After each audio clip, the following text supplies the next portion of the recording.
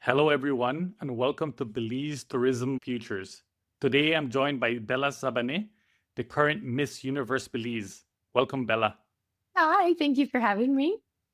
You're doing a master's degree in professional communications. From the perspective of how Belizeans typically communicate, what's the most important thing you've learned about good communications? So my degree comparable to Belizean communication, I think it would be the same thing I said in a workshop I led yesterday. Is that Belizeans don't often speak up. So many things go unspoken and unnoticed because we just choose to not speak up. We feel like what we're saying isn't important, or we're afraid of what people around us might think or respond to what we're saying, right? So through my degree, I really learned the value of speaking up. And in this workshop I was giving, I kind of said I had really bad test anxiety and I couldn't be bad at two things in school. So I had to be good at public speaking. And it's definitely carried me partially to where I am today. It's become a very useful skill. But through my degree, I think I've really learned the importance of speaking up from a perspective more so than just saying something to say something, but saying something valuable, right? You never know the impact what you say will have. And if you don't say it, you have no impact at all. And silence can be a really good tool for thoughtful observation. But if we're staying silent because we're afraid to say something, I think that's part of what this degree has taught me to kind of counteract. I saw somewhere, or I read somewhere that you've wanted to be Miss Universe Belize since you were about 10 years old. Can you explain why? So I was in a pageant. It was my community's little Miss Queen of the Bay pageant, and I probably came in dead last. I don't really know. I did not win.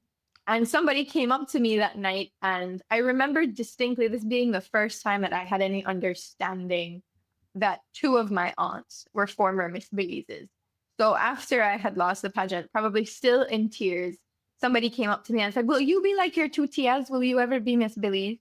And I was like, "Sure, I'll do it." And at the time, all I had known or understood about being Miss Belize was that you needed to be an adult. And I was maybe 10 or 11 at the time. And I was like, adult, I'll be an adult when I'm 21. That's 10 years from now. Sure, I'll do it in 2025. And it's kind of just stuck, right? It was one of those things that went away for a little bit. Nobody's thinking about being Miss Belize at 11, 12, 13. But I think once I started to turn 14, 15, 16, that's when it really came back. And I was like, you know what? This is something we're going to do. So it's been a long time in the making. The hard work and every choice I've made has kind of just been this process of preparing myself.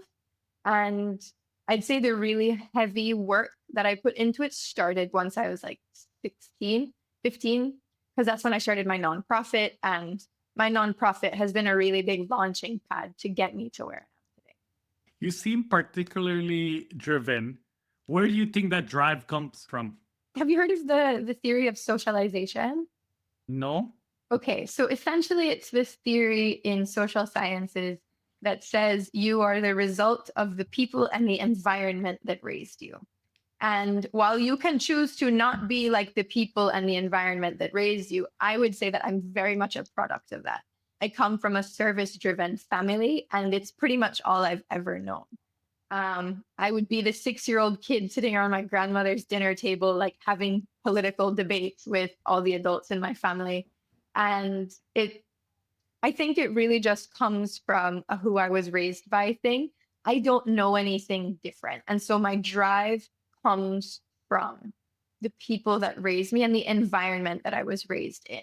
And like I said, you can choose to not be like that environment. I, however, just happen to find passion in it because I see the impact that it can have and the impact it's had on me. So my drive is attached to what I know I can do based on what I have seen done, if that makes sense. Is ambition something that can be taught? I think a little bit of both. In this theory of socialization, right? Everything has to be learned and taught to you. You come out of the womb knowing pretty much how to breathe and not much else. Everything has to be taught. And so ambition is one of those things that if you don't have an understanding of or have no concept of, then it doesn't really exist in your world. And until you have a good understanding of ambition and drive and what those really mean, that's when you start to apply them to your life. So I say this all the time. You're not born with confidence, right? I advocate for confidence, and people think, well, I'm just a confident person or I'm not. And there's no in between. But I think with things like confidence and discipline and drive, those are all things that require some nurturing, require some teaching, require an understanding. And it's a skill, and you have to develop skills, right? It's not something that just exists or doesn't. So I think everybody has the capability to be ambitious. Everybody has the capability to be driven. It's just a matter of, one, how bad you want it, and two, whether you're willing to work for it. Would you say the same thing about charisma? Yes and no. I think charisma is something that's a little bit more personality wise, right? And you can't just decide to wake up one day and change your whole personality. A lot of this will come right back to this theory of socialization. It absolutely fascinates me. So charisma is, yes, something that's taught, but I do think it's something that might come a little more naturally to some people than others, which can be said about most traits, most qualities, right? For me, I don't know that I'm the funniest person. I have funny aspects about me, right? But I don't know that I'm the funniest person. I could make one joke, and my really, really, really funny best friend can make the same joke, and somebody will find it hilarious coming from her and not so funny coming from me, right? But that's a personality thing. So with charisma, I think it kind of comes with the same notion of, it depends on who you are. And it is something that can be learned, but it's something that usually will just come a little bit more naturally to somebody. But just because you're not a charismatic person now doesn't mean you can't become a charismatic person. And how did you develop your confidence and charisma? So we all have this idea, right, that confidence is something you have or don't have. That's something that I see on a daily basis. And I used to think the exact same thing. It was something I did not have. And it wasn't that I was super insecure or didn't believe that I was valuable. I was just a little bit more reserved in some ways than in others. And part of my story, part of my testimony that people are, I'm sure, very familiar with at this point is that when I was 14, I had an eating disorder. And it wasn't because of a pre-existing lack of confidence. The lack of confidence came after or during the time I had my eating disorder. So it was a little bit flipped. Anyways, it took me about a year to get back to a healthy lifestyle. I didn't have the eating disorder anymore. And I'd really worked hard to get through that, but it was something I suffered through silently. And one day, a man came to me, one of my dad's really close friends who has since passed away, bless his soul. And he came to me before I competed for Miss Independence, literally the day of the pageant. And he was like, I need to speak to Bella. And I'm in like hair looking crazy, makeup half done. All the girls will tell you the makeup looks really bad before it gets good. And I just looked kind of crazy. I was like, this is really bad timing. He was like, nope, I need to talk to Bella. So I come downstairs and he sits me down and he said, I need you to listen to me very, very clearly. And he said, when you walk on that stage, you are going to walk onto it like a queen and you will walk off of it like a queen, whether you win the crown or not, because that's the most important thing. And you can never lose, you can only learn. So even if you don't walk away with the crown, that's not a loss, that's a learning lesson. I don't know what exactly it was about the 5 minutes this man sat down and spoke with me, but my life pretty much changed in an instant. I won in 2018. So that's been, it's 2026, 8 years. That's crazy. It's been a long time, and those things have stuck with me since then. And that's where my confidence started to spike back up, because it's where I started to find purpose. You know, it was after I won Miss Independence. I did end up winning. It was after I won that I started my nonprofit, and I found so much passion and purpose in that. And that's where I started to surround myself more with people who were like-minded, people who wanted to give back, people who were willing to volunteer. And confidence grows in groups. That's something I stand by. And so it was kind of just from there that the confidence began to grow, right? Confidence isn't a personality trait, but charisma more so is. If I'm charismatic, I think that's something I've always had since I was a kid because of the people and the place I was raised in, right?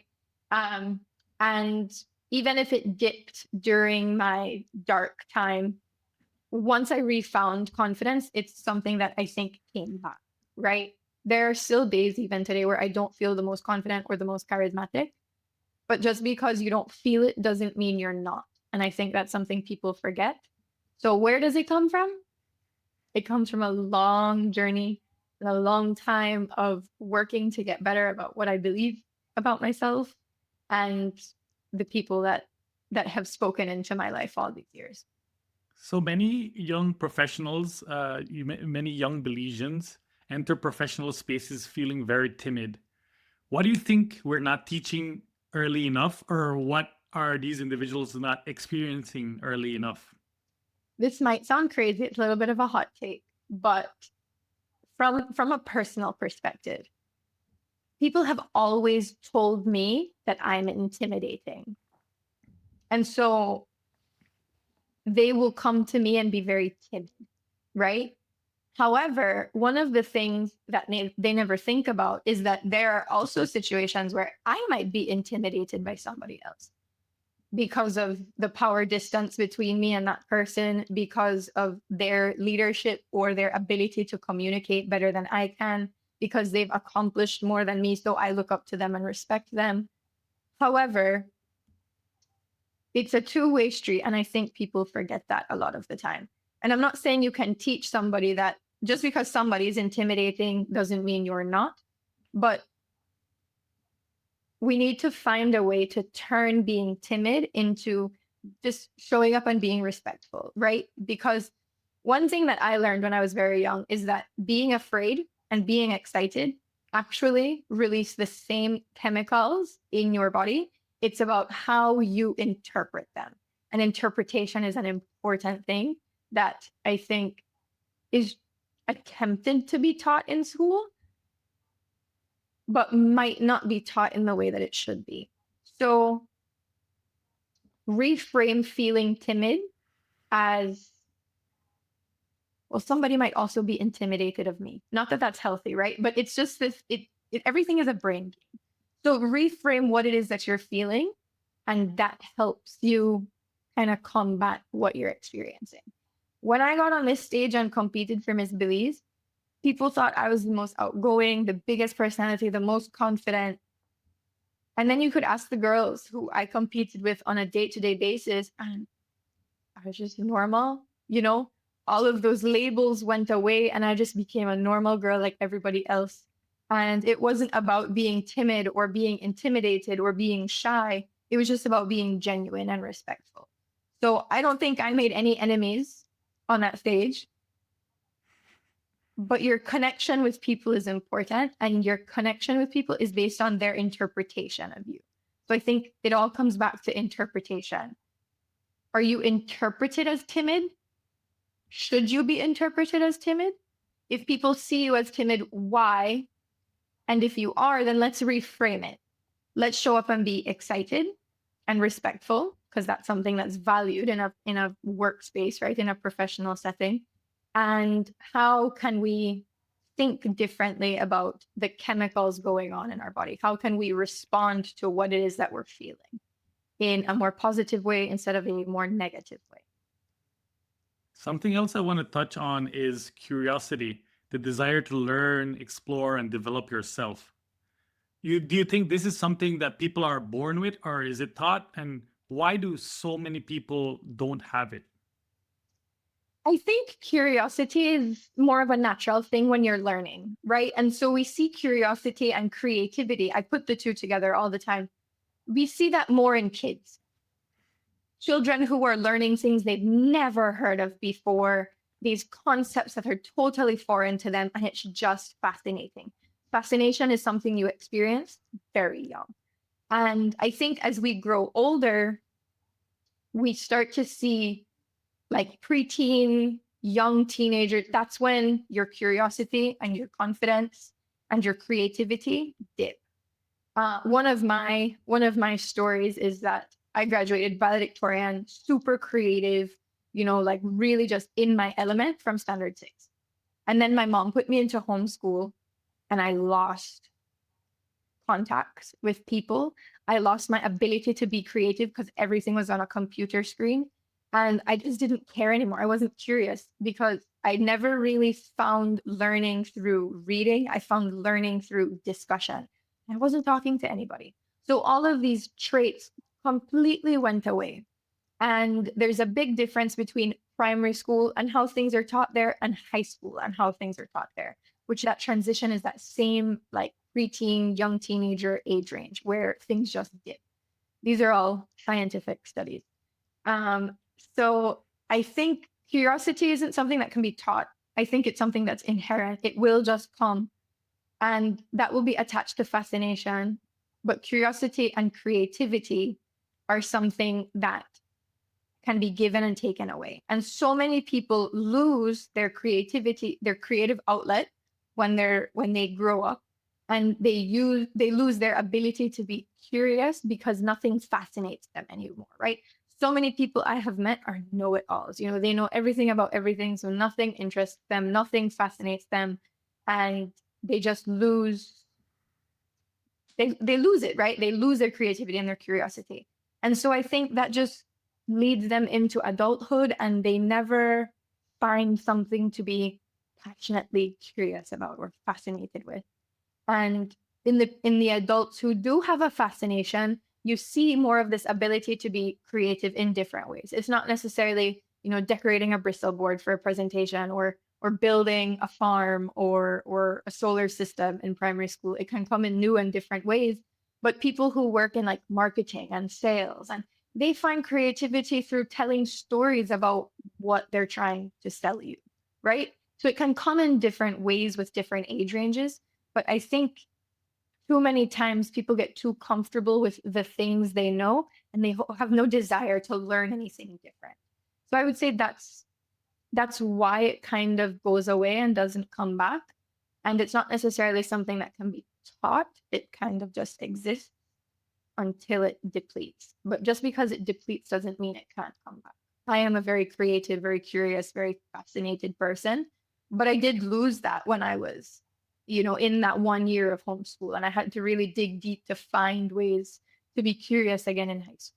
So, regarding learning and wanting to improve, I always wonder what managers or business owners can do to help their staff be better. And for example, I find that myself versus a peer, I would be in situations where we're both developing, let's say, a similar advert, Mhm. and then my peer would just create the advert, like they would just do one draft and then they would publish it and that's it.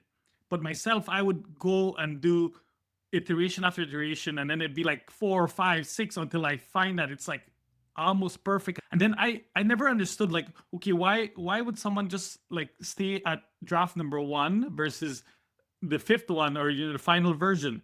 And I overall would want to make more people be like that. So I wonder what is missing maybe in the work culture or environment that would make more people like that. I think in school specifically, right? This was one thing that I always got frustrated with because I'm kind of one of those do it once and ignore it people, but I have a little bit of PTSD. So to say about being in school and basically being yelled at to check my work over and over. And I don't know if it's like this for everybody. This is a personal experience thing, but I always got so frustrated because I was confident in what I did the first time. And if I would go back, then I would start to second guess. And I found the times where I'd go back and second guess myself and maybe change my answers or fix this or fix that, I would get a worse grade. And that my initial answer was the right one. And so I was always very frustrated with that. And so I think that's just something I've carried with me into adulthood. I don't really want to recheck my work because I'm a little scarred from having to do it so much in school and then feeling like it backfired on me. Now, don't get me wrong, there are some things I will do incredibly thorough so that I don't have to go back and, fix it or change it again. But definitely in times where something is really important, right?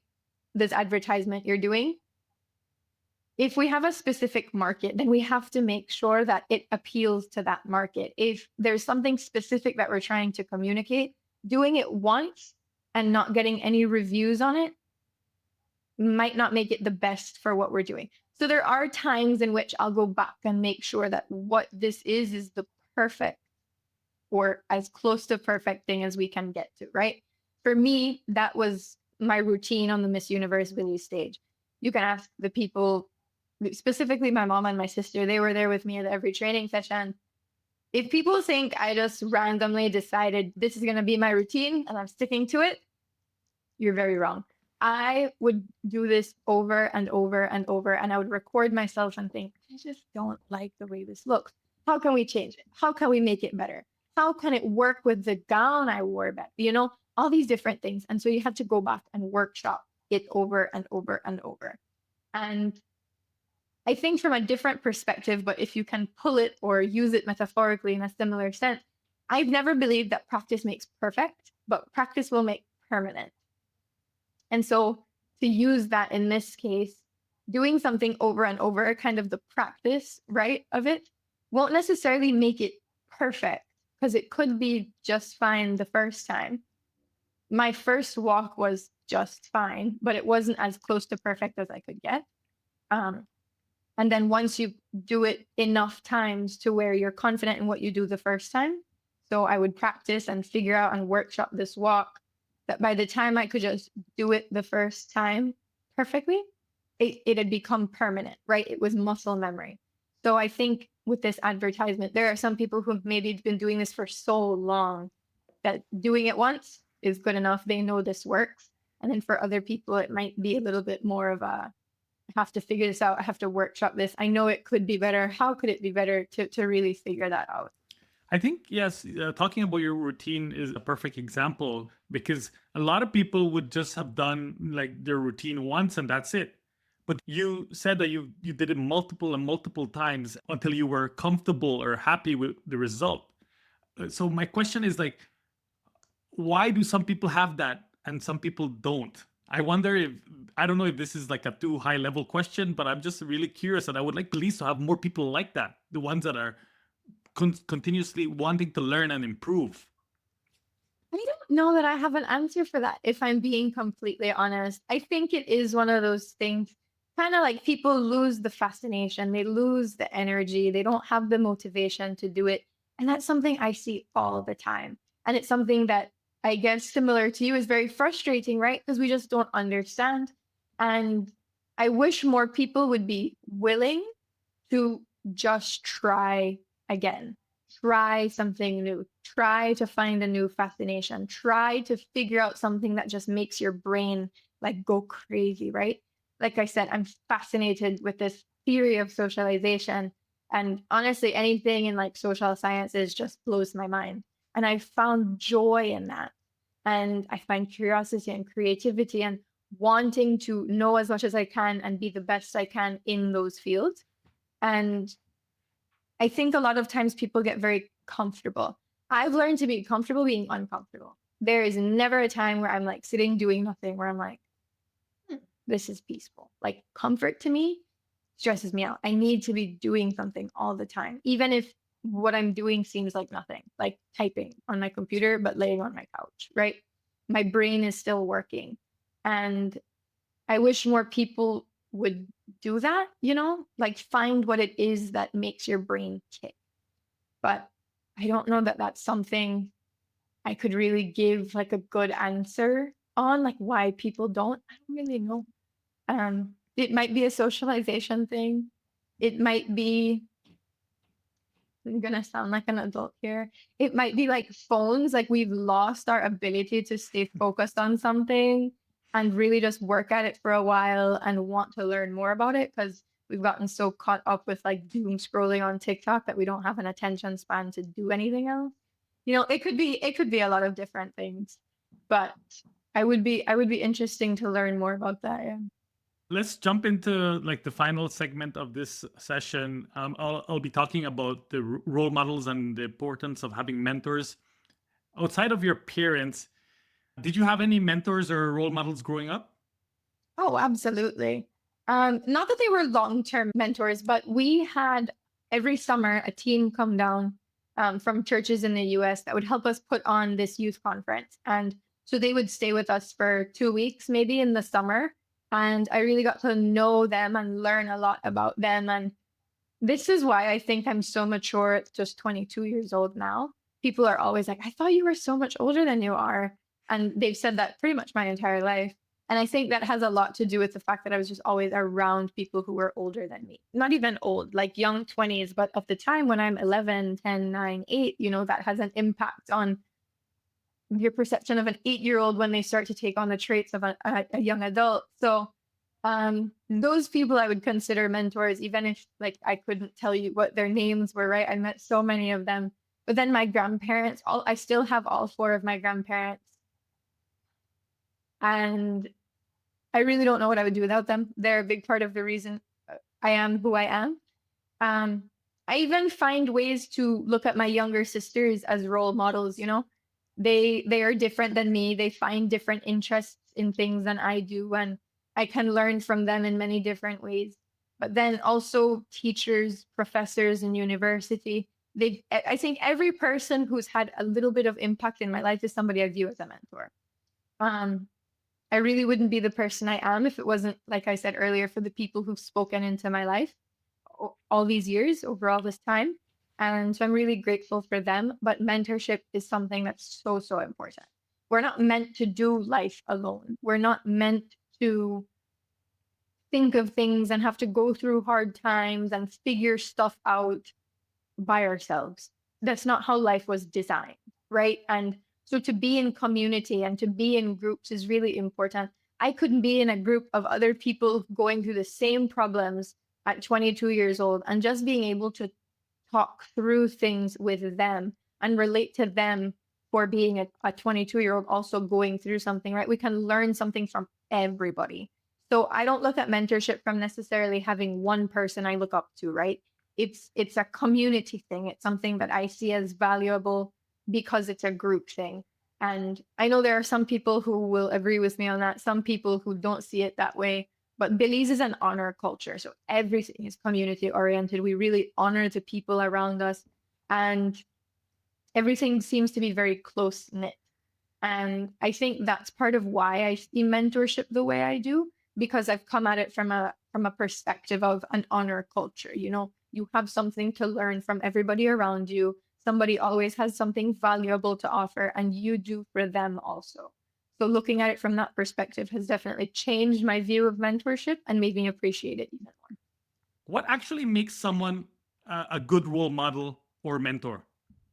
I think somebody who's always willing to speak into your life with positivity and somebody who wants to see you do well.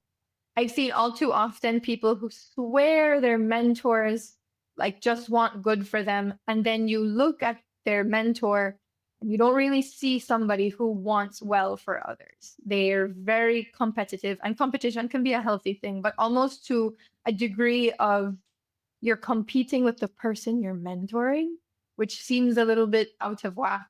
And I think somebody who's willing to show up for people.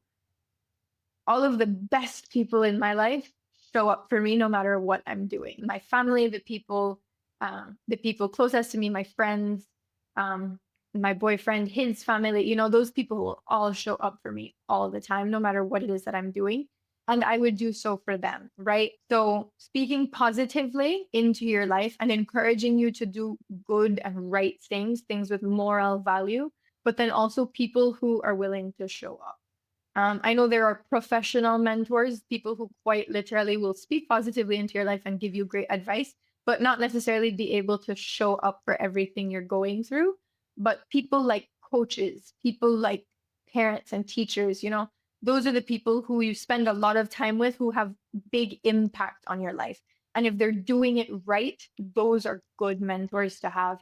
I think a lot of times we look at the people in our life who want to help us grow, and almost resent them for it because you feel like they're looking down on you. Like I've heard my mom, who's a football coach, tell stories sometimes of how the girl she's coaching will get so upset at her for something or saying something or doing something when in reality she's just trying to help them, but they don't see it as help, they see it as an attack. And I see that all the time. I think that's like an underlying culture we have where everything you take offense to, everything is an attack, everything is personal, nothing can be for the betterment of you. Like we don't see things that way, and I think that's really unhealthy. So mentorship, people who are good mentors, it's a two-way street, right? And again, I say that I've said that a few times, I think, but everything that has an action has an equal and opposite reaction. So if you're approaching a mentor with defense and with a wall up, they can only speak into your life so much. And if you see what your mentor speaking into your life as an attack on you, there's only so much you're willing to receive from that person who wants well for you. So I think when we start to think of mentorship and the attributes that people have making mentorship not work can really change our perspective on mentorship as a whole and why it is such a positive thing, but why people have such a pushback to it. I do strongly believe that role models and mentors are extremely important, and Belize and the Caribbean as a whole lacks mentors and role models. My final question for you is, do you have any advice as to where like people can look for and search for role models and mentors? I think a lot of time mentorship needs to come from a goal-oriented space, right? So for the girls who are young teenage girls who want to be the best female footballer Belize has ever seen, take mentorship in who you admire. Who do you think right now is the current best female footballer? What about her do you want to be?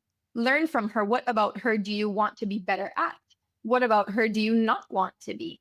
And be willing to be in contact with that person, right? Mentorship has to be a mutual thing, right? There needs to be conversation. We can take inspiration from people, but outside of positive reinforcement, that's just inspiration. It's not necessarily motivation and mentorship.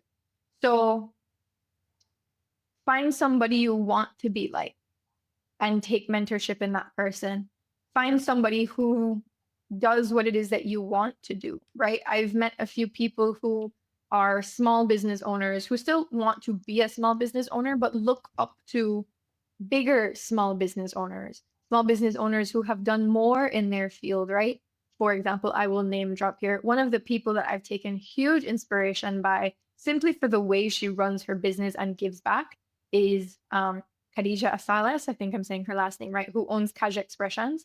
I wear her jewelry all the time. Today's like the one day I'm not wearing a pair of her earrings. I have so much of her stuff, but I've found inspiration from who she is and the way she loves her children and her willingness to give back and expand what she's doing. She's found incredible success. You know, she's traveled and learned and found passion and curiosity and creativity in what she does.